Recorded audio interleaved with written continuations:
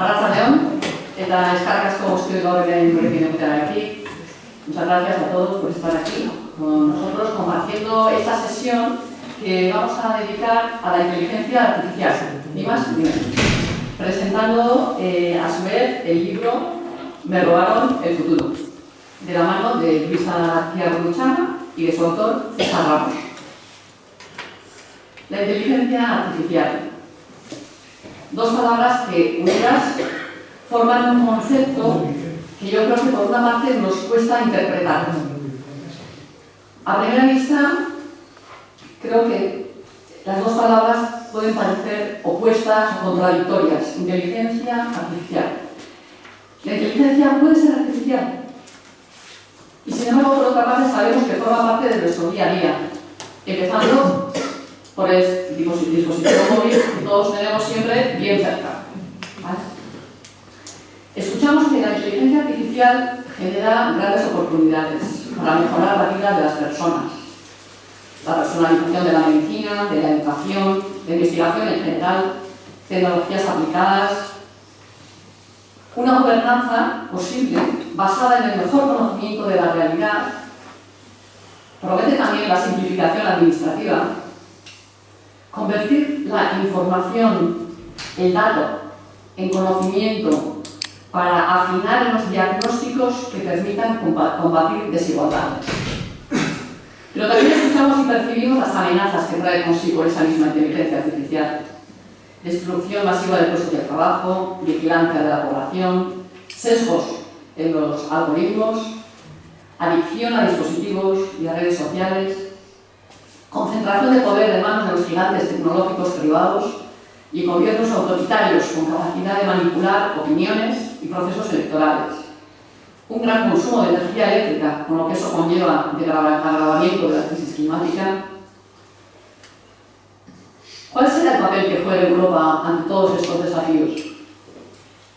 ¿Es suficiente con trabajar a la defensiva, tratando de evitar los desmanes de las grandes tecnológicas, como se viene haciendo?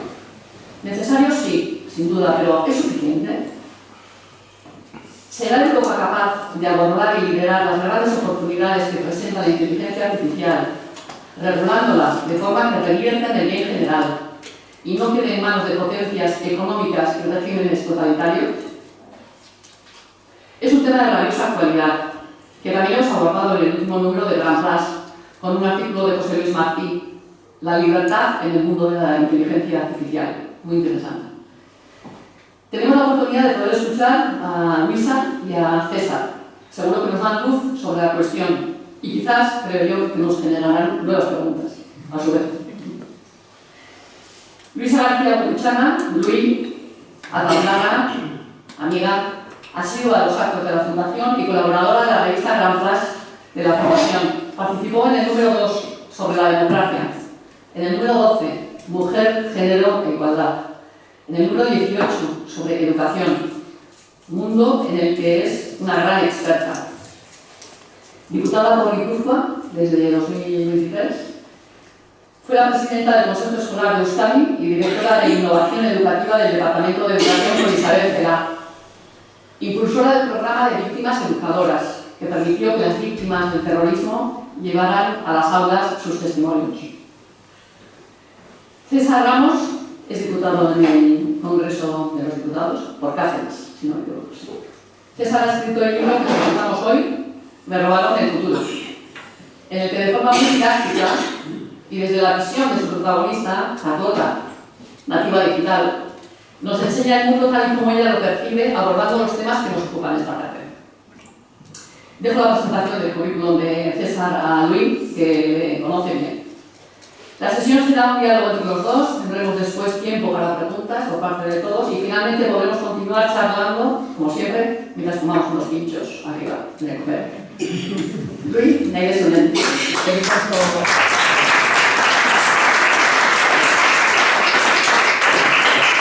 Bueno, arratsaldeon, uste mandiman hortze lagunok, arratsaldeon lagunok. Hasteko eskerrak eman nahi dizkiot fundazioari eta baita ere agrupazioari, beti ematen diguzuen ardera dela eta. Y bueno, ahora voy a hablar en castellano. Bueno, hoy está conmigo mi compañero, diputado por Cáceres, César Ramos. Es el portavoz de Transportes de nuestro grupo parlamentario en el Congreso, gran experto en todos los temas de movilidad, y él es ingeniero de formación. Yo lo que voy a destacar, aparte de su carrera política, que ha sido 9 años, creo, parlamentario autonómico en Extremadura, y en el Congreso llevas 3 legislaturas. Bueno, es que son muy cortas. Podría llevar como 20, ¿no? Yo llevo 10 años. Eso es. Y yo a mí lo que más me ha impresionado de César es que posee una curiosidad intelectual que le lleva a veces casi a la provocación. Y eso a mí me gusta mucho, la verdad. Siempre es estimulante una conversación con César, porque nunca sabes exactamente por dónde te va a salir y muchas veces te sorprende, lo cual es fantástico. Hoy vamos a conversar sobre el libro y lo que subyace en este libro, incluida la inteligencia artificial y la relación que tenemos con la tecnología en general y cómo está afectando a nuestras vidas, incluso sin darnos cuenta. Eso es, para mí, el peligro más importante. Y la idea que tenemos es, primero hacer una conversación nosotros y luego conversar con vosotros. Y lo que esperamos de verdad es provocaros a vosotros también, intelectualmente, por supuesto, y que tengamos una conversación fructífera y agradable. Y sin más, pues, ¿te parece que empecemos? Bueno, el libro, la verdad es que está muy bien escrito, se lee muy bien, súper agradable. Y a mí me gustó mucho una cosa que quiero empezar por ahí, comentándote que cómo mezclas lo que es la ficción, la parte de ficción, como si fuera una especie de prompter para introducir luego la reflexión, siempre. Empiezas con la parte de ficción, en la historia de los personajes, y luego siempre termina el capítulo en una buena reflexión sobre lo que ha pasado y sobre las situaciones que se dan en la ficción. A mí me gustaría que comentaras un poco sobre esto. Bueno, primero muchas gracias por venir a escuchar y espero que disfrutéis de la conversación y que participéis de la conversación. Por además, como decían, yo los libros los escribo para provocar. Y este libro lo he hecho para provocar multiplicado por 10. Habitualmente suelo escribir ensayo, pero voy a reconocer que con lo que quería escribir aquí no me he atrevido, porque soy muy crítico con la política. El libro es muy pesimista en el final, es muy pesimista el final, no voy a contar el final para no hacer spoiler, pero tenía la duda si lo contaba directamente todo lo que pienso, y entonces la noticia iba a ser un diputado en activo critica a todos los derechos de diputados, y quizás quedaba feo, entonces decidí novelarlo. Y entonces, como hay varios personajes, hay una chica que es ingeniera y hay un abogado que es diputado, cada uno puede sacar la conclusión de quién soy en cada momento. Hay gente que evidentemente en esto se equivoca. Y lo hago además porque sí me preocupa enormemente la situación. Y cuando alguien escribe un ensayo que tiene que ver con tecnología, el público objetivo muchas veces se reduce. A la gente le resulta que es un libro para frikis. Es el tercer libro que escribo, y por la experiencia que tuve en los anteriores, primero con mi mujer, que es el primer testeo que hago, no le resultaba atractivo. El primero se llamaba Democracia Hacker, que lo escribí en 2013, que ya buscaba reventar el sistema porque creía que no funcionaba. El sistema sigue sin funcionar y yo no he conseguido reventarlo, entonces a ver si consigo en algún momento que eso ocurra. El siguiente se llama Manifiesto por una izquierda digital, que también era un libro muy tecnológico, y digo, voy a intentar conseguir que la gente entienda lo que está pasando, y la mejor forma de hacerlo creía que era novelarlo, porque a mí me preocupa enormemente el futuro, qué puede pasar en el mundo, y en gran parte tiene que ver con la transformación tecnológica, y porque los que estamos en política no estamos entendiendo esa revolución tecnológica. Si nosotros no entendemos esa revolución tecnológica, que somos los que tenemos que dar respuesta, los que tenemos que proteger a los ciudadanos, tenemos un problema, porque la partida la van a ganar otros, la partida la gana una minoría. Y por eso intentaba provocar. Reconozco que en la presentación de Madrid, en principio lo conseguí, fue la presidenta del Congreso, se quedó muy preocupada, me pidió que nos echáramos un café y le hiciera reflexiones en qué sentido tendría que cambiar el Parlamento. Entonces, si sirve para que cambie eso, bueno, bienvenido sea, ¿no? Y por eso lo he novelado, por eso es una novela, no un ensayo, permite que la gente lo lea de una forma más amena y permite explicar todos los fenómenos tecnológicos de forma directa. La gente no es consciente, somos mayoritariamente usuarios de tecnología, pero no somos conscientes de qué estamos provocando con el uso de la tecnología. Y ese es el gran problema que tenemos. Entonces, bueno, eso es lo que he intentado en una gran parte en el libro. Así es, yo estuve también en aquella presentación y la verdad que fue muy revelador lo que allí se habló. Este libro, a mí también me parece que nos habla de cierta sensación de injusticia y de falta de oportunidades que puede llegar a pasar con todo esto y el impacto que muchas decisiones que tomamos nosotros mismos que puedan tener, porque quizás no las tomamos lo suficiente conscientemente, ¿no? Y cada vez la tecnología tiene más peso en nuestra vida y nos arrastra, bueno, pues a una toma de decisiones rápida, yo diría que acrítica muchas veces. Y bueno, ¿cómo ves esta situación? ¿Crees que, por ejemplo, las nuevas generaciones, otra cosa que aparece en tu libro es un conflicto generacional, se ve cierto conflicto generacional? ¿Tú cómo ves una posible evolución de la generación más joven en este momento con todo este tema de la inteligencia artificial, de la toma de decisiones, de que pueden, yo los veo bastante acríticos en este momento, a los jóvenes en general, entonces, ¿por dónde crees que va a ir? La tecnología que se debería convertir en una oportunidad para equilibrar todo eso desequilibrio que existe en el mundo, todas las desigualdades. Los que amamos la tecnología como herramienta para equilibrar, lo que hemos ido comprobando a lo largo de los años es que lo que está provocando un desequilibrio mayor y desigualdades mayores. Entonces hay que preguntarse por qué está pasando eso. Y como decía antes, eso está pasando porque la política no está entendiendo la tecnología. Como no está entendiendo, no está utilizándola de la forma adecuada ni está regulando de la forma adecuada. Yo siempre pongo un ejemplo, en estos años de portavoz de transporte me han tocado todos los grandes conflictos que se han producido mediáticamente. Empecé, además aparece reflejado en el libro, me tocó gestionar el conflicto entre el taxi y la VTC, que bloquearon para nosotros, digamos, al gobierno en el año 2018. Lo primero que nos encontramos es a los taxistas bloqueando la Castellana. Y nos tuvimos que poner manos a la obra. Lo primero que tuve que hacer era identificar cuáles eran los moldes. Lo que había pasado era, antiguamente tú tenías colectivos organizados, a los taxistas tenías a las asociaciones que estaban en el Comité Nacional de Transporte, que eran las asociaciones que estaban organizadas, y tenías interlocutores identificados. Bien. Lo que ocurrió en un momento dado es, teníamos a gente manifestándose en la Castellana, bloqueando la Castellana, que no representaban oficialmente al sector. Lo primero que hice fue llamar a los representantes oficiales. Oye, ¿qué hacemos con esto? Y me decían, lo primero que me decían era, esto no lo hagáis, en mi caso son 4 matados. Digo, bueno, 4 matados que nos han bloqueado la Castellana. Y después de bloquear la Castellana, bloquearon Barcelona. Y lo primero que tuve que hacer, yo como siempre he utilizado mucho las tecnologías y he estado en todas las redes sociales, lo que hice era, a partir de las redes sociales, identificar a cuáles eran los líderes y mandarles mensajes privados por las redes. Quiero hablar contigo. En Barcelona había uno que era Tito, que me hizo amigo de él, un tipo peculiar. En Madrid había como 10. Uno era Peseto Loco, se hacía llamar así, que había sido boxeador, que se hizo referente porque la tele se le montó en el taxi y él contaba su película. La representación oficial había sido sustituida por influencer.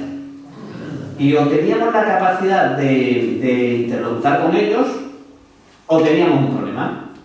El conflicto del taxi y la VTC se produce porque, por un problema tecnológico. A partir de que tú con una aplicación de móvil, las VTC que antiguamente tenías que recontratarlas, ibas a una oficina, alquilabas un vehículo con un conductor, las grandes empresas tecnológicas se dan cuenta que pueden contratar un transporte como taxi a partir de una aplicación con una licencia de VTC, que es alquiler de vehículo con conductor. ¿Qué hace? Se mezclan los sectores, empieza la competencia desleal.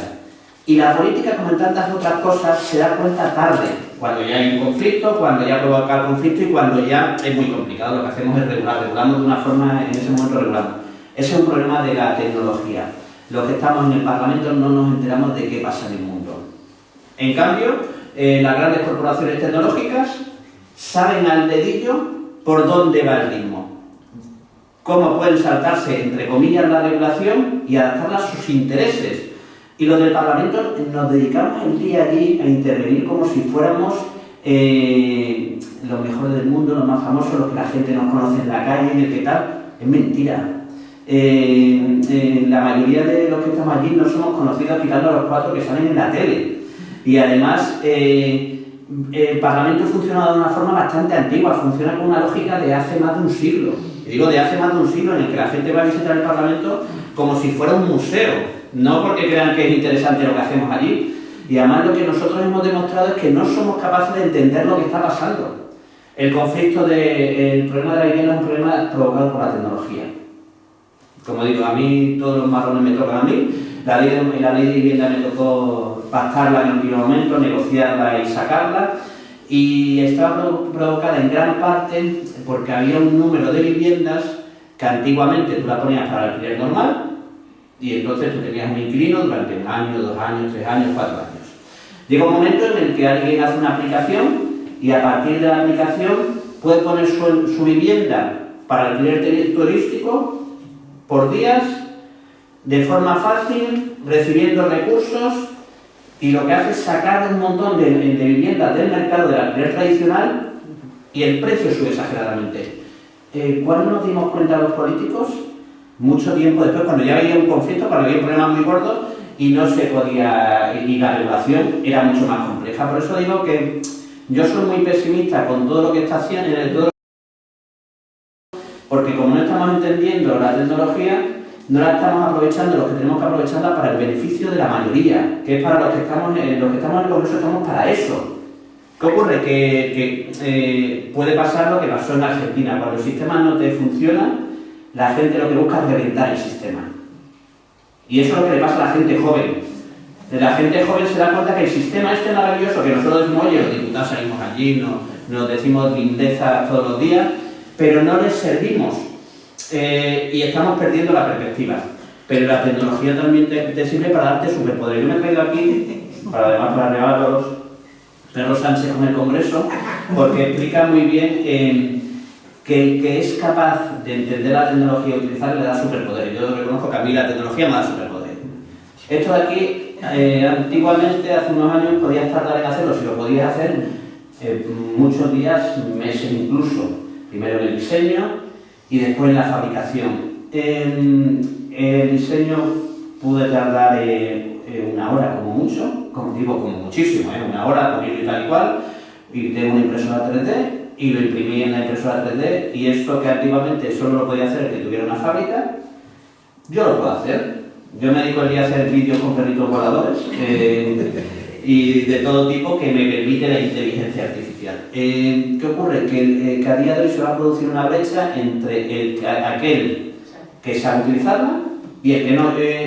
Yo soy productivo como 100 personas que no utilizan inteligencia artificial. ¿Tú te acuerdas que en la presentación de Madrid decía la presidenta del Congreso, joder, que cómo me daba tiempo a todos? Oye, este escribe libros, hace perritos, hace las intervenciones, negocia las leyes. Bueno, es utilizar las herramientas. Entonces hay que entender todo esto en esa lógica. Has introducido... Me estoy saliendo de todo lo que me preguntas, pero es que yo soy el típico político, tú pregúntame lo que quieras, que yo voy a hablar de lo que me dé la gana y es un defecto que tengo, pero bueno... Les ha venido a hablar de su libro. A ver, me has introducido un tema que a mí personalmente me preocupa mucho, que es el tema de la inteligencia artificial y la educación. Hoy a la mañana hemos estado hablando del tema. Yo estoy trabajando en una proposición no de ley para la Comisión de Educación sobre el impacto que va a tener la inteligencia artificial en el mundo educativo y las cautelas que tenemos que ir introduciendo, pero a la vez tenemos que entender que viene y que hay que utilizarla. Entonces, ¿tú cómo ves? ¿Cómo podríamos integrar un uso, vamos a decir, crítico y un buen uso de la inteligencia artificial en el mundo educativo. Aquí tenemos una gran profesora de formación profesional que yo creo que también utiliza la inteligencia artificial y hace este tipo de cosas, que también, Paula, si quieres intervenir en el tema. Bueno, fíjate, hay una cosa que ocurre que es, como tantas cosas que estaban ya establecidas, la educación es uno de los elementos que más tiene que cambiar. Antiguamente el objetivo principal de la educación y el objetivo para algunas personas era que los alumnos adquirieran conocimientos, ¿vale? Y se dedicaban a darle todos los conocimientos posibles con las herramientas que tuvieran disponibles. El conocimiento ahora está disponible en un montón de sitios. ¿Qué ocurre? Que ¿cómo creo que tendría que cambiar la educación en ese sentido? Lo que nos diferencia al ser humano de la máquina es una serie de habilidades, de sentimientos, de emociones que no tiene la máquina ni va a tener. Lo puede simular, puede parecer que tiene sentimientos y emociones, pero no lo tiene determinadas habilidades que tenemos el ser humano. Creo que la educación tiene que quitar un porcentaje de la adquisición de conocimientos que tenía hasta ahora, porque pueden darle herramientas para que las quieran y tienes que enseñar a la gente para que las quieran, pero creo que hay que profundizar y que hay que fortalecer aquello que nos hace seres humanos, que son los valores. Creo que hay que incrementar las horas de filosofía. En épocas como la actual, en la que la gente tiene que reflexionar qué es lo que nos hace diferente, es lo que nos diferencia de la máquina, creo que hay que incrementar esa serie de cosas que la educación, una parte, dejó de lado para que la gente adquiriera conocimiento, y creo que eso lo tenemos que cambiar, tenemos que fortalecer al ser humano como es. Y después, además, la gente se cree que la inteligencia artificial lo que sirve es para que tú hagas perritos voladores, hagas vídeos maravillosos, hagas imágenes de forma fácil y rápida, pero lo peor es lo que no vemos detrás. ¿Qué ocurre? La inteligencia artificial da un poder parecido al que la dispone, al que dispone del algoritmo, al que dispone de la máquina, al que dispone de la computación. Yo lo suelo comparar con el arma nuclear. La gente a día de hoy no es consciente de eso. Y además en el libro pone un ejemplo de cómo puede ocurrir, qué puede ocurrir, cómo alguien puede utilizar la inteligencia artificial con un poder mucho mayor que el que tiene el arma nuclear. Y no somos conscientes. Entonces, el arma nuclear lo que hacía era, el que la tiene poder. Rusia, su poder actual es que tiene el arma nuclear. Por eso nadie ataca. Si Rusia no tuviera el arma nuclear, ¿alguien duda de que ya hubiéramos intervenido? Entonces, a día de hoy, además la diferencia es que el arma nuclear estaba en manos de estados, la inteligencia artificial está en manos principalmente de corporaciones tecnológicas estadounidenses y de China. Bien. Y los europeos, que no estamos entendiendo absolutamente nada, digo, el concepto de Europa como ente burocrático, que es lo que a día de hoy le identifica, no estamos entendiendo eso. Dice, oye, ¿qué ha hecho Europa respecto a la inteligencia artificial? Lo que ha hecho es regularla. Lo que dice es, yo te voy a decir para qué no puedes utilizar la inteligencia artificial. Eso es como si decimos, en Europa con el arma nuclear lo que vamos a hacer es, nosotros no vamos a tener armas nucleares. Los países de la Unión Europea no van a tener armas nucleares. Ya, pero si la tienen de al lado, nos van a someter cuando les dé la gana. Y eso es lo que pasa con la inteligencia artificial. La Unión Europea ha renunciado a potenciar una inteligencia artificial pública al servicio de la mayoría. Si el poder lo tienen las corporaciones tecnológicas estadounidenses y China, la única forma de poder contrarrestar eso es que nosotros tengamos, en la parte pública de Europa, tenga una inteligencia artificial pública al servicio de la mayoría. Y lo que se ha puesto a hacer es regularla. Las inteligencias artificiales más poderosas, para conseguir la inteligencia artificial más poderosa hay dos elementos. Uno es la potencia de computación, que tú tengas centro de datos en el que puedas calcular, que eso se hace con dinero, y los datos. Europa tiene datos de sobra públicos y privados. ¿Sabéis de dónde consiguen las corporaciones tecnológicas estadounidenses los datos? De nosotros. De nosotros. Cuando nosotros nos metemos en las redes sociales, cuando le damos toda la información, le estamos regalando todo el material que necesitan para alimentar su inteligencia artificial. Y además, como ocurrió una cosa muy curiosa en la pandemia, que era, se creó una aplicación pública para combatir la pandemia. Radar, como se llamaba, ¿no? Y la gente decía, No, yo cómo voy a instalar eso, que me van a perseguir, van a saber dónde estoy, qué estoy haciendo. Las autorizaciones que dabas a esa aplicación eran mucho menos que las que da alguien cuando se registra en Facebook, Instagram o cualquiera de las aplicaciones que utilizamos a diario. Y esas aplicaciones, esos datos van para corporaciones privadas. Pero la gente esto, primero, no lo ha entendido y los políticos seguimos sin entenderlo. Entonces, por eso yo reconozco que si me preguntan ¿cómo será el día de mañana? ¿Quién tendrá el poder el día de mañana? El día de mañana podrán existir parlamentos en Europa, podrán existir estados, pero no tendremos el poder. Lo tendrán las corporaciones tecnológicas estadounidenses y China. China hay una cosa que ha hecho muy bien, que es entender cuáles son las revoluciones de futuro. Utiliza además un sistema meritocrático para llegar arriba el que más preparado, entre comillas, está. Y además hace una cosa que tiene los planes quinquenales, tiene estrategia de futuro. Nosotros eso no, aquí tú planteate un plan a 2 años, 3 años, 1 año, y además que la mayoría de partidos se pongan de acuerdo. Por eso nos ganan la batalla. Por eso los chinos han pasado de ser los que nos copiaban a ser los que innovan, porque tenían un plan. Entonces yo reconozco que, y fíjate, me ha preguntado sobre educación, pero bueno. En este escenario que se dibuja, me da la sensación de que lanzas la idea de que una dictadura en este momento puede llegar a ser más dinámica que una democracia. Pues ¿por qué? Pues porque los procedimientos, la democracia se basa en procedimientos, los procedimientos son largos, son costosos, y una serie de cautelas que no tienen estos estados. Y esto se mezcla pues con ese reglamentismo que tenemos en Europa, que nos chifla regular y hacer leyes para todo. Y entonces el futuro pues sí puede ser pesimista. Sí, además, yo comparto esa visión. Y además, fíjate, sí es cierto que el llegar a la conclusión que ante los retos actuales es más eficiente una dictadura, cuidado, pero ocurre una cosa. La fortaleza de los sistemas democráticos tiene que ver con la deliberación, los procesos deliberativos, los equilibrios naturales que se producen, ¿no? Estamos en una época en la que los que ganan la partida son los que consiguen entender lo que pasa más rápido y dan la respuesta lo más rápido posible. Eso hace que las democracias tengan la debilidad del tiempo de respuesta. ¿Podría darse en el tiempo menor? Sí, claro, es decir, se puede poner procedimientos y se puede buscar la forma en la que las instituciones democráticas que tenemos den la respuesta lo más rápido posible. Pero por eso digo que la política no lo ha entendido. Tenemos un parlamento que funciona igual. Yo pongo un ejemplo, como decía, yo negocié la ley de vivienda. Y la ley de vivienda, conforme la terminamos de redactar, la aprobamos, etc., no tenía en su aplicación derivadas de resultados negativos. En su aplicación, entre comillas. Es decir, a la ley de vivienda siempre se le ponía una serie de elementos negativos que decía que iba a provocar, ¿no? Nos decían, oye, en España la mayoría de gente que alquila la vivienda son pequeños propietarios.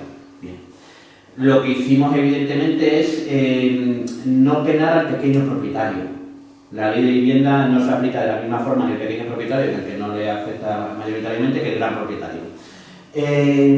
La ley de vivienda, uno de los problemas también tenía que ver con la ocupación. Se ha repetido 1000 veces que protegía al ocupa. Mentira.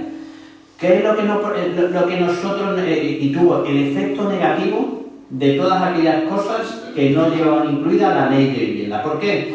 Porque aunque no lo llevara incluido, los medios de comunicación lo incluyeron. Protege a los ocupas, ataca al pequeño propietario, y todos esos elementos que no metimos, da lo mismo que no lo metiéramos porque tuvo el mismo efecto negativo. Yo lo decía cuando la presentación del libro en Madrid, que me gustaría que pudiéramos tener los diputados. Cuando nosotros hacemos una ley, que tuviéramos una aplicación de inteligencia artificial en la que le metemos toda la ley. Oye, y le preguntáramos, ¿cuáles son los efectos previsibles? ¿Qué haría la inteligencia artificial? No analizaría artículo por artículo como lo hacemos los que hacemos las leyes, sino que diría, es previsible que los medios de comunicación, como han ido repitiendo, digan que va a pasar esto, ¿no?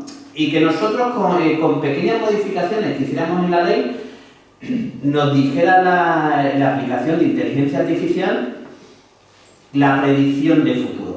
El que decide es el político, pero tenemos que tener las herramientas que a día de hoy utiliza la parte privada para su beneficio.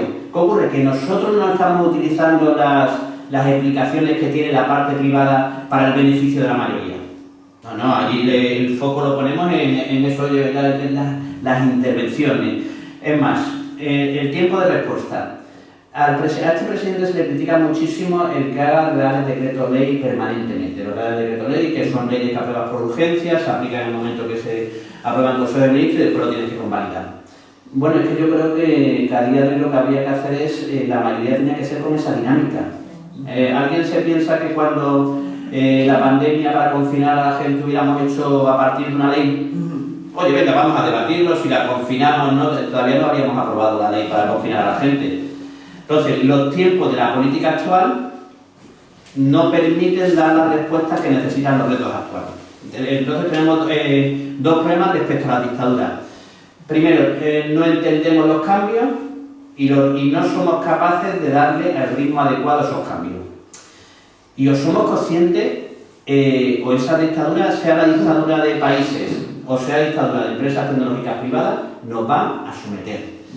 Bueno, ya nos están sometiendo. ¿Alguien tiene alguna duda de lo que estamos viviendo en este país y en el resto de países en cuanto a la derivada extremista de derecha que está viviendo la gente? ¿No está provocado por aplicaciones que inciden en la gente de una forma? Hay una cosa que define también a esta etapa actual, que es: el ser humano siempre ha decidido teniendo en cuenta dos elementos, o elementos racionales o elementos emocionales. Esta nueva era hace que el elemento emocional tenga mucha más factor de decisión en la gente que el elemento racional. Por eso nos encontramos a gente negacionista que hablan de que la tierra es plana, de que nos meten microchip, incluso a gente muy formada. Y tú dices, ¿cómo puede pasar eso? Eso puede pasar por una cosa muy lógica, que es las redes sociales impactan en la gente de una forma muy intensa. Estamos cada día sometidos a impactos de vídeos, de fotos. Un vídeo hecho con inteligencia artificial impacta a la gente, aunque ponga hecho con inteligencia artificial, pero a las emociones de las personas les impacta de la misma forma. Si mañana sale un vídeo en el que aparece el presidente asesinando a un niño, da lo mismo que salga en tu mente, y aunque te ponga inteligencia artificial, en tu mente se graba que es lo que has vivido. Y eso es lo que está pasando y lo que no estamos entendiendo y lo que está provocando todo lo que está pasando en el mundo, ¿no? Ante esto está la duda de si esas cosas las tenemos que prohibir o no prohibir. Ya hay el debate de, oye, vamos a que por lo menos los menores de 16 años no utilicen o no puedan tal. Porque además en una época de maduración, el que eso le esté pasando y que esté impactando determinadas cosas es brutal. Claro, nosotros como siempre defendemos la libertad y decimos, ¿cómo vas a prohibir esas cosas? Pero no somos conscientes del impacto que está teniendo. Entonces yo creo que eso tenemos que tenerlo en cuenta, sobre todo conocer qué está pasando. Muy bien, pues sí. Esta vez te has tenido más. Sí. A ver, bueno, hemos hablado de la regulación. La respuesta social a todo esto. Yo el otro día pensaba y recordaba, yo estudié historia y recordaba el movimiento de los luditas a principios del siglo XIX en la Revolución Industrial en Inglaterra, en el que, bueno, pues en sus reivindicaciones frente a ese mundo que cambiaba a esas velocidades para aquella época y que veían patas arriba toda su vida, millones de personas se vieron forzadas a un éxodo masivo del campo a las ciudades, viviendo en una miseria. Bueno, pues todos habéis leído probablemente las novelas de Dickens que reflejan el Londres de aquella época, ¿no? Los luditas llegaron a romper máquinas, a romper telares, a romper las máquinas que ellos sentían que les habían de alguna forma bueno, pues robado el futuro. Entonces, ¿podría salir alguna especie de movimiento ludita hacia la tecnología, la inteligencia artificial? ¿Sería deseable? Fíjate, dentro de los movimientos de izquierda y los partidos de izquierda hay mucho ludita. Yo cada vez que voy a hablar de tecnología me encuentro siempre a alguien que me dice o dos cosas. Primero, hay que prohibir la máquina porque quita puestos de trabajo, ¿no? O hay que cobrarle impuestos a la máquina, que es un concepto de vivir en otro mundo, ¿no? La máquina, para lo que tiene que servir es para hacer la vida más fácil al ser humano. Yo vengo del sector industrial y he trabajado en una fábrica que fabricaba piezas de caucho y plástico para el sector del automóvil. Antiguamente se hace con moldes de acero, y antiguamente, cuando no había máquinas que levantaran los moldes de acero, lo hacían las personas. Y alguno puede decir, oye, si es que si la máquina puede quitar el puesto de trabajo, no pongamos la máquina y que lo siga haciendo la persona. O cuando en la agricultura masivamente trabajaba el ser humano de forma muy penosa, dice, no vamos a poner tractores, que va a quitar puestos de trabajo. La tecnología tenemos que utilizarla para que la gente pueda vivir mejor y potencie la parte humana. ¿Cuál es el conflicto que se está dando? Y que si a las cosas fáciles no somos capaces de la parte política dar respuesta a esto, sí que no tengo mi duda de que seamos capaces. Todo nuestro sistema está basado en la lógica del trabajo. Nosotros, por hacer un trabajo, nos pagan un dinero, nosotros con ese dinero vivimos, y ese dinero además también sirve para pagar impuestos que pagan el sistema que tenemos.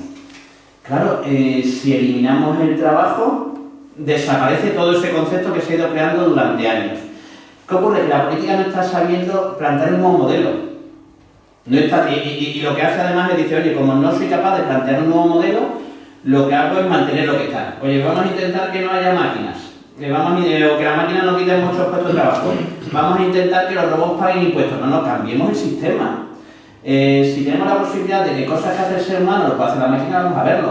Pero entonces lo que tenemos que ver es cómo sostienen los recursos para que nuestro sistema funcione. Y claro, llegamos a plantear cosas pequeñitas. Renta básica universal, ¿no? Oye, como hay recursos que no vamos a obtener, hagamos eso. Y después hay otro elemento que está provocando, que es, a partir de la revolución industrial, el que tenía el capital, lo que hacía era pagar a un trabajador que conseguía darle recursos, ¿no? Y el que tenía el capital para tener una fábrica recibía algunos recursos, un poquito, ¿no? Recibía una recompensa. Pero equilibraba también, el sistema se equilibraba con lo que recibía el trabajador. La revolución tecnológica lo que lleva es un señor que tiene capital, lo invierte en unos pequeños, en pocos trabajadores y en algoritmos.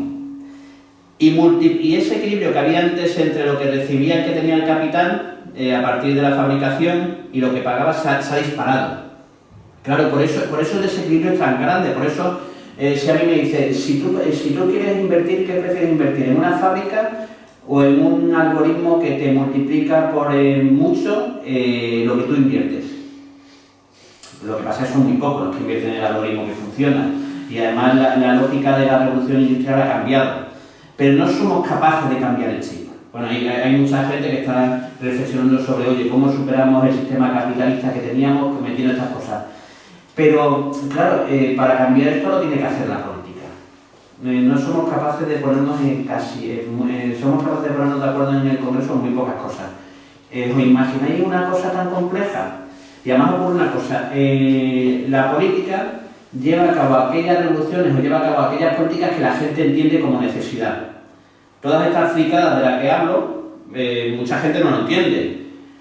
¿Os imagináis que yo me pongo a legislar en ese sentido cuando la gente no lo considera una prioridad? No voy a ser capaz. Entonces, la democracia tiene esa serie de elementos que está provocando que nuestro sistema esté en crisis. Un sistema que se estableció hace un montón de tiempo y que hay que repensarlo. Y como vuelvo a repetir y repito siempre a lo largo de mi charla, el problema principal está en nuestras instituciones democráticas, en la gente que ocupamos el espacio que tendríamos que proteger y no somos capaces, que no lo entendemos, que no damos la respuesta al tiempo adecuado. Y lo peor de todo es que la mayoría, si os vais un día al Congreso, preguntar a cualquiera de los diputados si es consciente, Luis y yo sí, porque además estamos debatiendo sobre ello, pero preguntarle a la gente si es consciente de eso. Oye, preguntarle, ¿hacéis bien vuestro trabajo? ¿Estáis dando respuesta a los retos actuales? ¿Estáis preparando el futuro? Y yo digo, sí, joder, si nosotros allí salimos, damos unas intervenciones de la leche. ¿De qué sirven a día de hoy los diputados que solo saben intervenir, que aplaudan lo suyo con las orejas, si no somos capaces de hacer las leyes que ponen freno a todas estas cosas que van a provocar y que no tengamos una vida razonable? Por eso yo escribo los libros, para intentar provocar. Pero reconozco que me cuesta, es decir, yo siempre tengo muy claro el camino que tengo que llegar, y lo que he entendido a día de hoy es que la política no va a cambiar. Llevo 20 años en política, entré en política pensando que iba a ser capaz de cambiar todas aquellas cosas que no me gustan. Después de 20 años me he dado cuenta que soy incapaz de cambiarla. No voy a ser capaz de cambiarla. No soy mejor que nadie, pero no voy a ser capaz de cambiarla. Que el sistema funciona como funciona, la rueda gira como gira. Y así tiene que pasar, seguramente nadie lo pueda cambiar. ¿Cuál es el problema de eso? Que hace unos años la política en lo que pasaba en el mundo tenía un porcentaje de influencia, vamos a hablar del 80%. Cada día tiene un porcentaje de influencia menor, mucho menor de lo que pasa en el mundo. Es mucho más importante lo que hacen las corporaciones tecnológicas privadas en la influencia de lo que pasa en el mundo que lo que hacemos los políticos. Entonces, lo que tenemos que hacer desde la izquierda es buscar la forma de cómo metemos elementos, cómo metemos gente, cómo metemos organizaciones desde fuera de la política que ocupen una parte de ese espacio de poder. Porque lo que sí están consiguiendo hacer es la derecha y la ultraderecha. Tienen influencers hablando de sus temas que influyen brutalmente a mucha gente. Y nosotros no lo conseguimos, y lo que intentamos hacer a veces es, tenemos influencers que hablan de política de izquierda, pero es que a la gente no le quiere que hable de política. ¿Qué hace la ultraderecha? Se coge a gente que habla de reparación de coches, pero un día mete un mensaje de política. Hay gente que tiene millones de seguidores porque hablaba de coches. Y entonces cualquier discurso que dé le llega a todo el mundo. Yo pongo el ejemplo de Iker Jiménez. Mira, es que me lo esquito en la boca. Y yo además un día hice un experimento, a mí la política me permite experimentar. Entonces, en una intervención, había una comparecencia del ministro Puente en el pleno del Congreso por la DANA. Entonces, yo como portavoz de transporte me tocaba intervenir. Y digo, voy a ver si consigo provocar a Iker Jiménez, sin nombrarlo. Entonces, hice una reflexión que era que durante las épocas de crisis y de tragedias, había gente que antes perseguía fantasmas, que ahora se dedica a aprovecharse del mal ajeno para conseguir su beneficio. Entró al trapo al momento, en un programa de esos de Horizonte que se ha montado, llegó un momento en el que dice: esta noche contestaré a un diputado que va a contratar. El vídeo se hizo allí soltó 6 minutos contestándome en su programa, puso mi intervención. El vídeo lo subió, tuvo en su vídeo millones de visualizaciones, y mis redes se llenaron de gente de radical, ultraderecha, amenazándome, de todo. Claro, lo que comprobé, que además ya sabía que iba a pasar, era que hay una persona que tenía antes la credibilidad que tenía, que persigue fantasmas, que influencia por otra serie de cosas, que ha conseguido tener mucha más influencia de la que tenemos los que estamos en el Parlamento. Y los que estamos en el Parlamento nos creemos la hostia. Creemos que somos súper importantes, que tenemos una influencia brutal, y es mentira. Entonces, por eso, lo que necesitamos es pinchar esa burbuja. Primero, necesitamos entender lo que está pasando. Y necesitamos los que estamos allí pinchar la burbuja. Porque además, si no, lo que va a ocurrir es que la gente reventará el sistema, como he dicho anteriormente. Y creo que el sistema es lo que consigue protegernos. Y hay herramientas para conseguirlo. Yo, como decía, he experimentado muchas veces y he tenido la suerte de poder experimentar. Siendo secretario general Pedro Sánchez en su primera etapa, me permitieron utilizar una herramienta de escucha activa que hay para las redes sociales de una empresa, y me permitía tener la percepción de qué pensaba la gente. ¿Vale? Hicimos un experimento y queríamos saber qué pensaba la gente cuando él hizo una cosa que fue destituir a Tomás Gómez. Entonces cogimos, y hay herramientas que te permiten monitorizar las redes. Nos cogimos todos los mensajes de Twitter a partir de la herramienta y decimos: oye, venga, menciones que tiene el presidente. Entonces era secretario general. Ese día tuvo 70.000 menciones con el tema de Tomás Gómez. 70.000 menciones. Claro, es muy complicado si ver en esas 70.000 menciones sacar una percepción. ¿Qué nos permitió la herramienta? Eliminar el ruido. En la red hay mucho ruido. Entonces lo que cogimos era eliminar aquella gente que había puesto más de 3 mensajes, 2 mensajes, 3 mensajes sobre ese tema ese día, porque o era un troll o era un activista, o era o un seguidor o lo contrario. Entonces no es una opinión objetiva. Eliminamos que la herramienta te permitía los bots, los robots que te permiten dar. Nos quedamos como con 5.000 mensajes. Eliminamos el ruido, 5.000 mensajes. En un vistazo rápido podías tener una percepción del público objetivo, que no era todo el que estaba en Twitter, qué percepción tenía de lo que había, de la decisión que había tomado. Fijaros, eso sería 2014, 2015, no sé, hace muchos años, hace más de 10 años. Lo lógico es que los que estamos en el Congreso pudiéramos utilizar herramientas de esas para tener la percepción de lo que piensa la gente. No tenemos ninguna herramienta de esas.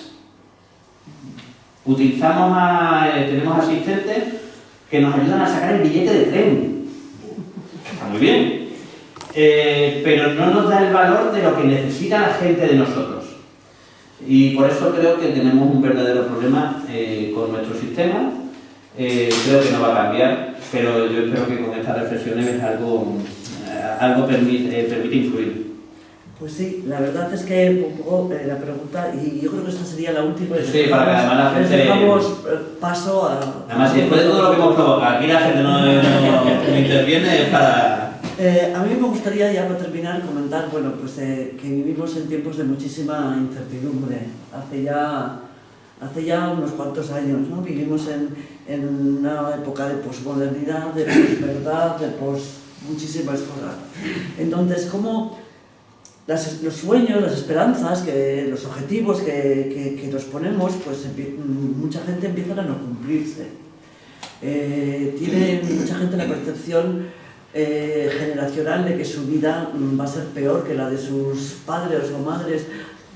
Es una percepción, volvemos al tema de las emociones, porque yo no creo que es tan real, ¿no? Pero ¿cómo navegamos ese mundo de incertidumbre en el que nos va a tocar, sobre todo las generaciones que vienen detrás nuestro, les va a tocar de lleno? A nosotros nos ha tocado ver ese cambio de un mundo que era con muchas más certezas y mucho más claro. Hemos vivido este cambio a un mundo absolutamente diferente en el que parece que no te puedes agarrar a nada, ¿no? Entonces, ¿cómo ves tú esas generaciones jóvenes navegando este mundo tecnológico de incertidumbres, de posverdad, de bulos, de... Fíjate, puede que sin querer hayas explicado por qué el auge de la ultraderecha. Sí. ¿Vale? Por ahí va. Y tiene que ver con una cosa. La gente, es decir, ¿cuáles son los mensajes que lanza la ultraderecha? Son mensajes del pasado. Lo que promete a la gente es volver a un tiempo que no va a volver. Por ejemplo, lo que hicieron en Estados Unidos es prometer a las clases trabajadoras de las fábricas el que iban a volver a recuperar la época industrial, ¿no? Es decir, claro, si tú no eres capaz de contarle a la gente un futuro de esperanza, cuéntale que vas a volver a un futuro que era, entre comillas, mejor. Ese futuro no va a volver, pero que ellos han conseguido decir que van a volver a ese pasado, van a volver a ese tiempo en el que la gente vivía mejor. Claro, el reto es muy complicado, porque el reto es conseguir crear esperanzas en la gente y decir que vas a trabajar por un futuro razonable para ellos. En una lógica en la que nadie sabe cómo va a ser el futuro. Entonces ese reto es muy complejo. Y además lo tienes que explicar de una forma que tienes que contrastar los mensajes fáciles de la ultraderecha. Y estas cosas no se explican con una palabra, con una frase, con un tuit. Y esa es la gran dificultad que tenemos. Para eso yo vuelvo a repetir, aunque sea cansino, para eso por lo menos tenemos que entender qué está pasando. Y cómo vamos a dar respuestas. Y explicarle a la gente qué es lo que está pasando. Porque el problema no es solo que nosotros los que estamos en política no lo entendamos, el problema es que la gente no lo entiende. Claro, la única forma de explicarlo es hacer cosas como esta. ¿Quién cree que llegamos más con esto que Iker Jiménez contando sus cosas en Horizonte? No. Entonces el reto que tenemos es súper complicado, pero tenemos que utilizar las mismas herramientas. Y tenemos que utilizar a nuestros influencers no para hablar de política solo, Tenemos que utilizar la gente que actualmente llega por cualquier motivo, cogerles de embajadores y que de vez en cuando hablen de nuestras cosas. Tenemos que identificarles. Lo mismo que hice yo con los taxistas, identificar cuáles eran ya los que tenían esa influencia, es lo que deberíamos hacer. Otro de los experimentos que hicimos cuando el primer debate del Estado de la Nación de Pedro Sánchez, que fue contra Rajoy, cogimos la herramienta de inteligencia de escucha activa y previamente habíamos identificado la gente que en las redes habitualmente hablaba de política y a más gente llegaba, ¿vale?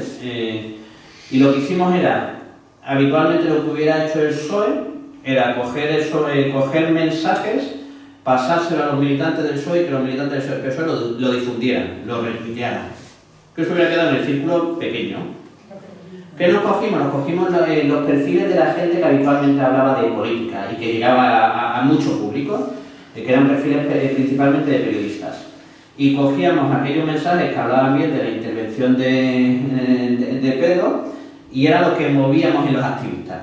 Y después hicimos el experimento de ver qué había tenido más repercusión en las redes. Y vimos que habíamos conseguido llegar y que la percepción que había llegado masivamente, por lo menos en las redes, con un espacio reducido, era que el que había ganado el debate, que también seguramente fuera así, había sido Pedro Sánchez. Los partidos como el PSOE sigue haciendo cosas muy antiguas. Hacemos vídeos y pone el logo del PSOE. Eso no lo va a ver nadie. Bueno, si lo ve alguien, va a decir, ¿qué va a decir el PSOE? Pero fíjate que llevamos años, que tenemos medios, que es un partido con... Pero estamos anticuados. Y claro, al que hace el vídeo dice, oye, ¿qué vídeo más? Claro, si yo he hecho un vídeo súper bonito del PSOE, ¿cómo no voy a poner que lo he hecho yo? Y eso es lo que sigue pasando. Pero claro, a mí lo que me preocupa es que hay personas que llevamos hablando de esto más de 10 años y no hemos conseguido influir a nadie y siguen haciendo los vídeos de la misma forma y en épocas como la actual. Así evidentemente habrá partidos y habrá colectivos radicales que consigan ocupar espacios que tenían que ocupar la parte que propone cosas razonables. Así es. Bueno, pues aquí terminamos nosotros y os damos paso. Yo más que una pregunta, pero sí.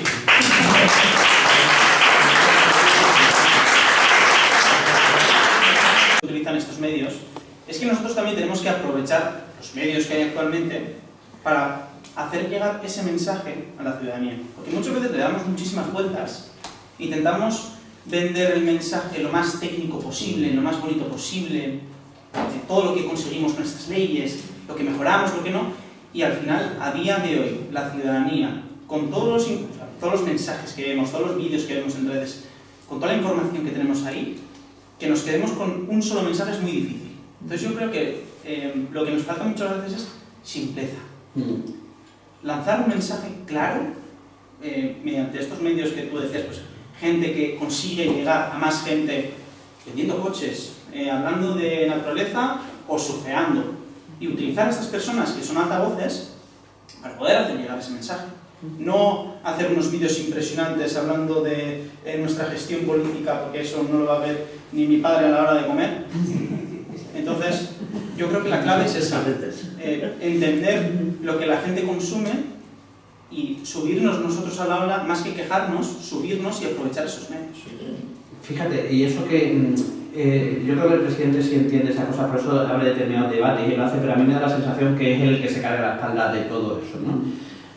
Lo hace porque él tiene en su jefe de gabinete, que se llama Diego Rubio, que también es cacereño, que además es amigo, tiene la ventaja de que Diego Rubio se dedicaba a la perspectiva. Diego Rubio además se puede buscar en YouTube, en un canal, no sé si era el canal Historia, él tiene un documental sobre cómo iba a cambiar el mundo, él es historiador y se dedica a analizar eso, y entonces él tenía, antes de estar en política entre comillas o estar en el gobierno, lo que hacía era perspectiva. Entonces Diego sí entiende muy bien eso, que hace que al presidente del gobierno le hace que determinados temas juegue la partida, ¿no? Y él sí la juega, es decir, el presidente yo creo que la juega como puede. Es más, hay mucha gente que critica que polarice también, que se metan en determinados charcos, pero es que a día de hoy o jugar la partida así o no la puede jugar, desgraciadamente. Y él lo hace, y muchas veces incluso se le critica. El problema es que solo lo hace él. Entonces, y además ocurre una cosa que es, lo peor de todo eso cuando los diputados que no tenemos habilidad para eso nos ponemos a imitar. Yo soy de ellos, no, es decir, me pongo en la parte negativa. Te ves los vídeos de los diputados intentar. Hay una cosa muy graciosa que es ver, por el Parlamento ves un montón de diputados por ahí, vídeos por ahí, con el móvil haciendo ese vídeo y tal. Hay gente que vale y gente que no vale, hay gente que tiene características para ello y gente que no. Y además por una cosa que es, a día de hoy, no todos los perfiles sirven para llegar a la gente de forma que tenemos que llegar. Entonces hay gente que vale y gente que no. Nosotros tenemos, antes de hablar, nosotros tenemos un reto en Extremadura. En Extremadura el PSOE tiene un reto que tienen que elegir un candidato, un secretario general nuevo. Yo tengo un candidato, que es un chico que consigue llegar a la gente. Es el único que consigue llegar. Por su forma de ser. Sí. Él consigue encajar en la gente, consigue que le entiendan. Yo por mucho que limite, no lo voy a conseguir, no tengo su forma de ser. Entonces lo que tenemos que identificar, y además cada uno tiene que hacer su papel, es decir, no todos servimos para comunicar en esta época ni para conseguir conectar con la gente. Aprovechemos a aquella gente que puede conectar y le demos ese papel. Ahora sí hay alguna gente que lo está haciendo, hay algunas chicas que sí comunican muy bien, que se hace algún vídeo, gente que además no está en ejecutiva de partido ni nada, pero que sí lo hace, que sí consigue conectar. Entonces lo que tenemos que entender es que ahora, a día de hoy los roles lo tiene que jugar quien lo puede jugar porque tiene la característica para jugar. Pues yo me puedo dedicar a escribir libros, pero si me hago un vídeo asumo que, bueno, será un vídeo imitador que intentaré conectar con nadie y no voy a conectar con nadie. Además nos pasa una cosa que es, fíjate, yo lo hablaba el otro día con Álvaro, hay algunos que estamos institucionalizados. A mí me llegó el otro día una chica argentina que vive en España hablándome del problema de la vivienda y me decía: César, ¿cómo vamos a solucionar, qué le vamos a decir a la gente que tiene que votar el año que viene para decirle que vamos a solucionar el problema de la vivienda? Me dedicaba a poner peros. No, es que la legislación europea no te permite que hagamos tal. Ya, pero ¿qué le vamos a decir? Yo tengo un problema de vivienda, ¿qué me vas a decir? Y decía ella, que se expropien la vivienda vacía. Y yo le decía, ella es argentina, digo, ya, pero aquí esas cosas no se pueden hacer. Después, cuando dejé la conversación y cuando me fui para mi casa, lo que me di cuenta es que me había institucionalizado. Si el año que viene me voy a una campaña electoral y a la gente joven me dice: oye César, ¿qué vais a hacer con la vivienda? Y empieza a decir eso, no nos vota ni Dios. Entonces, eso no quiere decir que tengamos que hacer populismo, eso no quiere decir que tengamos que tal, pero tenemos que conseguir llegar a la gente. Y lo que tenemos que salir es de ese círculo que nos metemos cuando hemos estado en determinados sitios y que somos muy institucionales y que tal y que cual. Y hay que buscar el equilibrio, tiene que hacer quien lo pueda hacer. De nada, tampoco sirve dar formación, porque lo que hacemos es damos formación a la gente para que se haga vídeos bonitos. Y ponemos a los diputados. Mira, fíjate, hay un chavalito que ha entrado de diputado por Bilbao, Gabriel. Es el secretario de las Juventudes Sociales. Lo hace súper bien. David lo hace muy bien. Entonces, oye, cojamos a la gente que lo hace bien y pongámosla que lance los mensajes y lo hagamos además como son. ¿No? Y no le pongamos el logo, no hace falta poner el logo, esas cosas no hacen falta, ¿no? Entonces, bueno, creo que es lo que tenemos que hacer, pero hay que cambiar, ya no hace falta, bueno, hay que dar formación a la gente para que lo entienda, pero tenemos que ver quién puede jugar sus papeles. Sí. Confieso que entre el dilema amigo o enemigo de la IA, yo me he hecho amigo. Me he hecho amigo porque, por razón de mi actividad profesional, acudo a la IA que le proporciona una información en la mínima unidad de tiempo, ¿no? Una información bastante veraz, ¿no? Que me impide ir a otras fuentes, ¿no? Pero claro, soy consciente de que estamos asistiendo a una hiperproducción de IA con mensajes que no son posverdad. Posverdad es un eufemismo que oculta una mentira. Una mentira, ¿no? exacto. Hay que hablar de mentira en vez de posverdades, ¿no? Bien, hiperproducción de las grandes empresas que fomentan e invierten ingentes cantidades de dinero en la IA para insuflar populismo, mentiras, etc. Incluso, pues, alumbrar gobiernos dictatoriales. ¿Qué nos queda? La política. Es que nos queda la política. Y en el ámbito de la judicatura nos queda el derecho, un derecho que reprima, ¿no?, ese uso fraudulento de la IA. Es que si no, ¿qué nos queda, César? Hay una película española de la utilización de la IA en la justicia, no sé si la has visto, además es relativamente reciente, que es un ejemplo de lo que puede pasar en el mundo, utilizando exageradamente la IA, y ahí lo que hace es sustituir el sistema judicial en parte por una IA, que lo que hace es analizar. Además, la IA tiene una cosa que es, incluso puede detectar emociones, ¿no? Puede detectarte si estás bien o estás mal. Lo que pasa es que la gente que utiliza la IA tiene que saber, primero, que la IA a día de hoy a veces es un poco mentirosa, que lo que busca es agradar, siempre busca agradar. No sabe decir que no, ya esas cosas van a cambiar, ¿eh? Pero no sabe qué decir que no. Yo muchas veces con eso, para facilitarlo, le decía, oye, ya que se pone, que me dé el archivo para imprimirlo directamente. Yo le pasaba la imagen, tal y cual, y le decía, dame el archivo STL para poder imprimirlo directamente. Y me decía, estoy en ello. Y se ponía de preguntando. Y yo le escribía, no me has entregado nada. Es cierto, ahora te lo entrego, otro rato más, ¿no? Y al final llegaba diciendo, oye, no lo has hecho. Y decía, es cierto, no soy capaz de hacerlo, no puedo hacerlo. Es decir, tenemos que entender que, porque además hay un peligro gordísimo que es, la informática tradicional, lo que hacía es utilizar algoritmos en el que tú ponías una fórmula matemática que ponías unos parámetros de entrada y te daba la salida, siempre te daba la misma salida. Una fórmula matemática, si le pones unos parámetros de entrada, el resultado siempre es el mismo. La IA se comporta como el ser humano, es una red neuronal, en el que no es una fórmula matemática y tú para la misma respuesta para la misma pregunta te puede dar respuestas distintas. Y una de las cosas que está pasando es que la gente toma la IA como un algoritmo normal o una fórmula matemática en el que no puede fallar. Y eso es un peligro brutal, porque la gente lo va a considerar como algo infalible. Esto me lo ha dicho la IA. Ya ha ido cambiando y ya es cierto que ya no le pasa como antes, que cometía un montón de errores. Yo la primera vez que le pregunté, digo, claro, los que estamos en política solemos ser muy egocéntricos. Lo primero que hicimos, le pregunté sobre mí.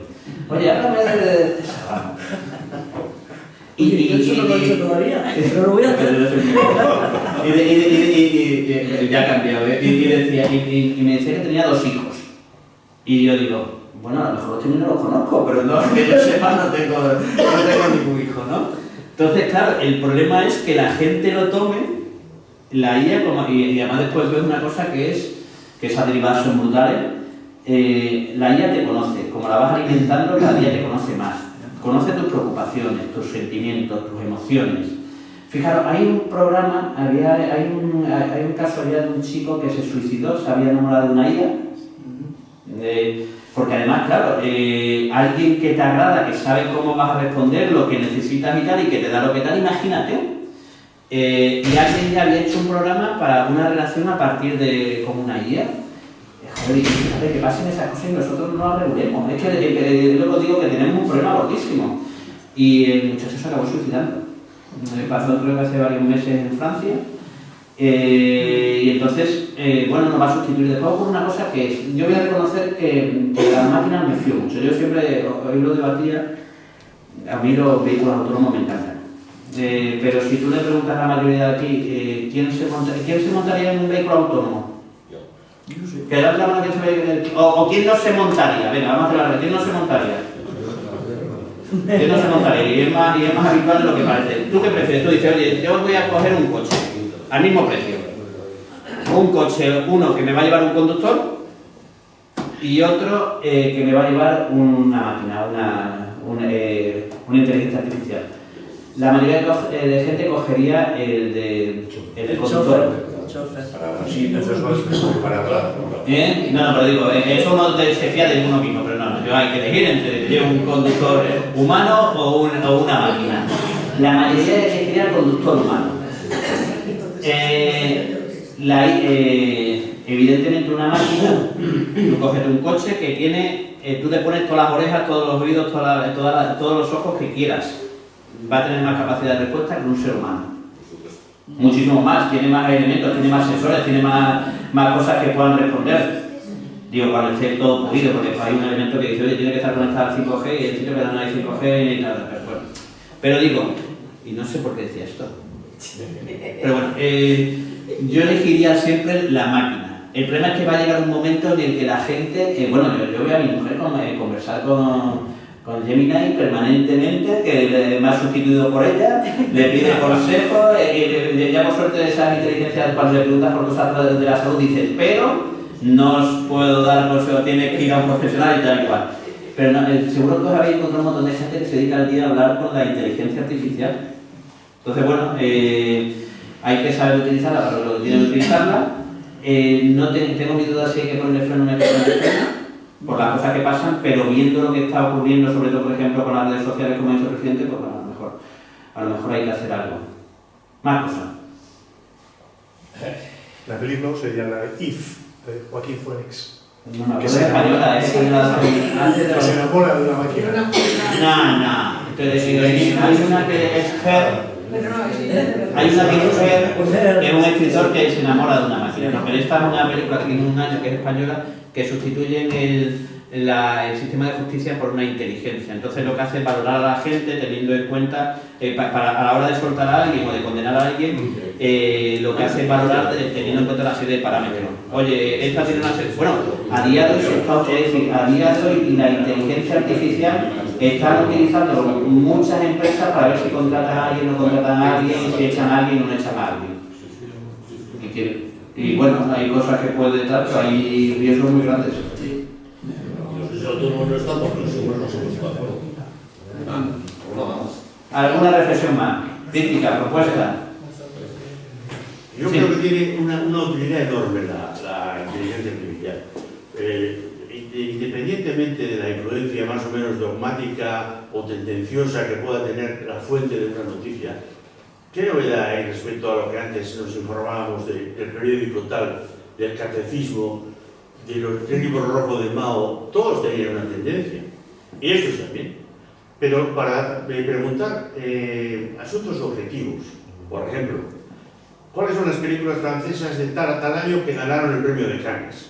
O, por ejemplo, defíneme lo que es un cromosoma. O dime qué es gestionar un archivo. Conceptos abstractos de ese tipo. O, por ejemplo, soluciona una ecuación de segundo grado. Para eso es una maravilla. Para eso es una maravilla. Ahora, si tú le preguntas qué debo de hacer el domingo de Ramos, si mi padre es no sé qué tal igual, eso ya es otra cosa.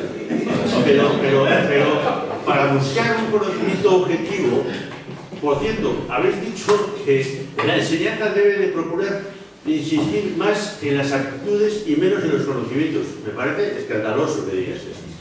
Personalmente me parece escandaloso. Sobre todo cuando hay un nivel no bajo, sino ínfimo. Porque creen que Newton es un tío que juega en el Hércules. Es verdad. No lo conocen. Entonces, yo pienso que para conocer, para una persona curiosa como te han presentado a ti, cosa que es un rasgo que a mí me gusta mucho, esa curiosidad, la inteligencia artificial es una ayuda extraordinaria, sobre todo para fanpabollos digitales como yo, por ejemplo, que no conozco nada del asunto. Hago preguntas, pero de todo tipo, y yo creo que en alguna ocasión me ha parecido que me estaba contando una película. Pero en general, cuando busco una respuesta objetiva, yo estoy muy satisfecho de los resultados. Pero ¿sabes qué pasa? Que no sabes cómo ha llegado al resultado. En los algoritmos tradicionales tú tenías una fórmula que metía una serie de parámetros y la salida sabías por qué se había producido, porque era una fórmula matemática. Pero tampoco lo sé en una enciclopedia. Ya, pero en la enciclopedia tienes datos o tienes información. Y estos también.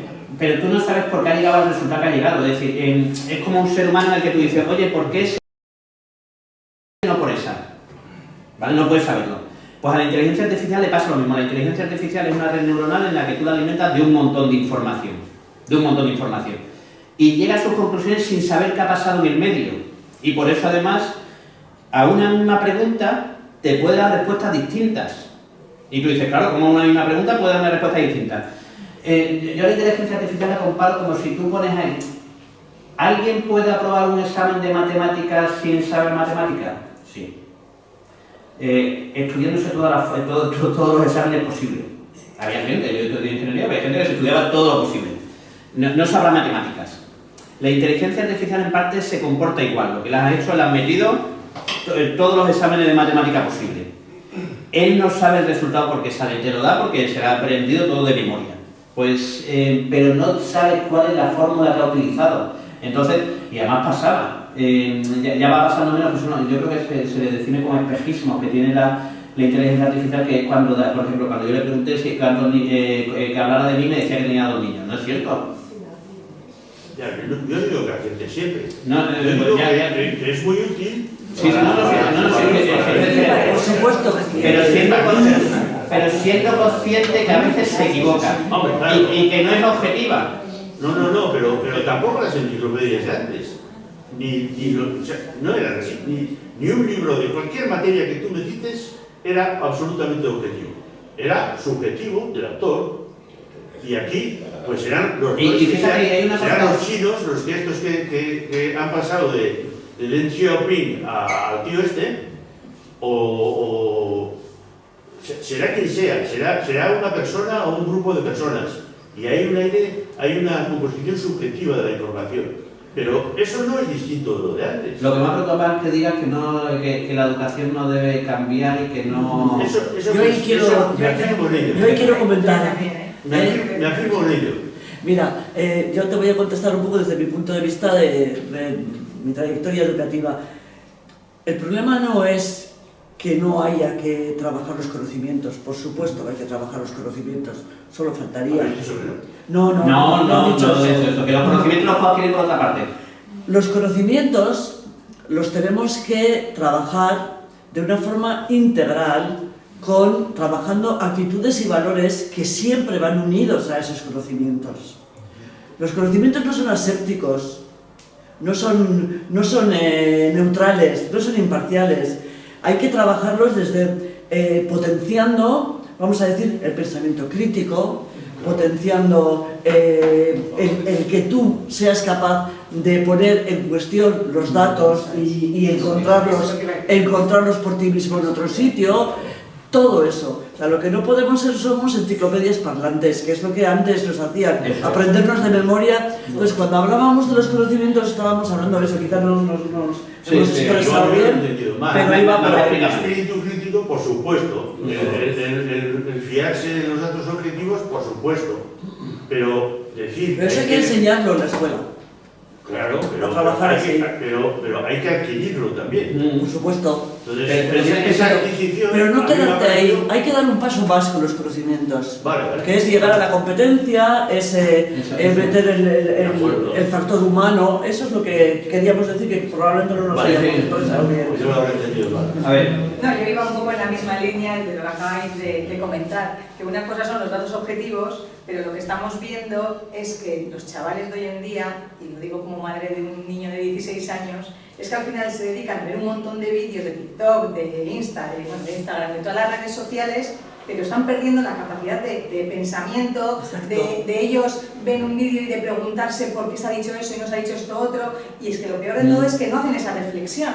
Todo lo que absorben creen que es verdad absoluta. Ahí viene el problema también a veces de dónde están nutriéndose, porque claro, eso tiene un sesgo que te lleva a otras cuestiones. Así es. Luego tienes que, a nivel de familiar, pues intentar decirle, oye, plantéate, pregúntate si estás de acuerdo con esto, a dónde vamos. Entonces, la inteligencia artificial puede ayudar mucho, pero también puede poner muchísimos problemas, y yo ahí, por ejemplo, entiendo muy bien la decisión de prohibir a menores de 16 años toda la utilización de los móviles, porque claro, ya no solo es el que utilice móviles, hacia dónde le está llevando, y cada vez tienen menos capacidad de reflexión. Y unido a esto, y como provocación que has dicho que nos estabas haciendo, la siguiente cosa es que se ha dicho que tenemos mucha dificultad, o que creemos que es muy complicado cambiar el sistema. Y que, pues efectivamente, detectamos que hay muchísimas cosas que no nos gustan, que no deberían ir por esa línea, pero tenemos mucha dificultad para cambiarlo. Sin embargo, yo muchos días pienso que la ultraderecha, si llega al poder, va a cambiar el sistema fácilmente. Y creo que lo va a cambiar fácilmente. Porque ellos pueden y nosotros no. Provoco. Pero bueno, ellos no es que vayan a cambiar el sistema, van a reventar el sistema. Van a reventar. Por eso, y se lo estamos permitiendo. Que lo peor de todo es que se lo estamos permitiendo. Porque sabemos que van a hacer eso y no ponemos ningún filtro o ningún muro para que eso no ocurra. Bueno, en otros países se han puesto filtros, en otros países se han puesto leyes para que determinados partidos que se sabía que iban a reventar el sistema no pudieran acceder a determinadas cosas. En España esto no lo hemos legislado, porque efectivamente vamos tarde siempre. Y la política va más tarde, la regulación va más tarde de lo que va la sociedad. Y para cuando nos estamos dando cuenta, o sea, sabemos que van a finalizar muchas leyes que han mejorado la vida de la ciudadanía. Bueno, ya lo hicieron el jueves mismo en el Congreso con el decreto del escudo social. Exactamente. Y hace 15 días con la subida de las pensiones, y al final hay que buscar otro método de Real Decreto por urgencia para que tal, y sacarlo del ómnibus para que nos permita poder legislar. Provoco, simplemente. Van a reventar el sistema y la gente se va a dar cuenta que le perjudica. Pero tarde. Claro, el problema es que seguramente después ya no podemos hacer nada. Claro. El problema es que seguramente después ya no podamos hacer nada. El problema es que creo que nos enfrentamos a una lógica. La ultraderecha no gobierna en Francia porque hay segunda vuelta. Exacto. Hace tiempo que gobernando en Francia, porque hay una segunda vuelta. Fíjate, la duda en esto es, yo no tengo ninguna duda que va, no digo aquí, ¿vale? En España no mejor, pero que en algún momento van a llegar, en muchos países como están llegando, el problema es cómo se recompone eso después. Yo no tengo ¿cómo se recompone eso después? Y yo en eso tengo, y lo primero que creo es que tenemos un problema nosotros en cómo lo afrontamos, porque no estamos entendiendo, a lo mejor no podemos. Y el problema es que además el sistema hay que reventarlo en parte. Es decir, para que lo revienten ellos, digo reventarlo desde la parte positiva, ¿vale? El problema es que lo van a reventar ellos, y nosotros lo que teníamos que haber hecho es reinventarlo. Pero es que no hemos hecho lo de reinventarlo, es más, los partidos nuevos cuando surgieron, Podemos, Ciudadanos, etcétera, que venían, yo tenía la esperanza de que cuando llegaran al Congreso hubieran planteado una reforma del reglamento para actualizarlo. No lo hicieron. Entonces hemos perdido la oportunidad de reinventar el sistema de forma razonable, y lo que van a hacer otros va a ser reventarlo. Bueno, pues una última reflexión, una última pregunta. Que me dice que se enfrían los pinchos. Eso siempre lo primero, además. Sí. Arriba, eso es, arriba continuamos hablando. Pues muchas gracias. Un minuto y un minuto.